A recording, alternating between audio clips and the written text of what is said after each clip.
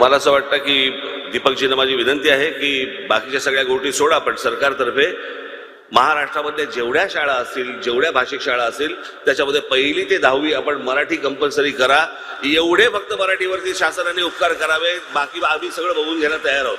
आदरणीय राजसाहेबांचे मी मनापासून आभार मानतो इथं आले आणि आपल्याला आनंदाची बातमी सांगावीशी वाटते की सर्व शाळांना या वर्षीपासून मराठी हे कंपल्सरी करण्यात आलेलं आहे 1ली ते 10वी. आणि दुसरंसुद्धा म्हणजे आपल्याला अतिशय आनंद होईल की आम्ही याच्या पुढच्या काळामध्ये महाराष्ट्र शासनाने निर्णय घेतला आहे नवीन एज्युकेशन पॉलिसीप्रमाणे मराठीमध्ये उच्च शिक्षण हे सुद्धा आम्ही यावर्षीपासून द्यायला सुरुवात केली. माझी विनंती आहे, शिक्षक पण चांगले ठेवा, नाही तर पुढे गोंधळ होईल.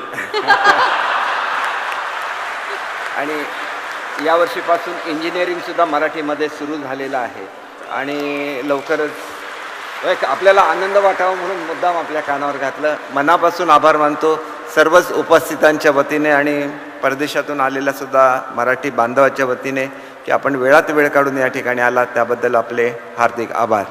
जय हिंद, जय महाराष्ट्र.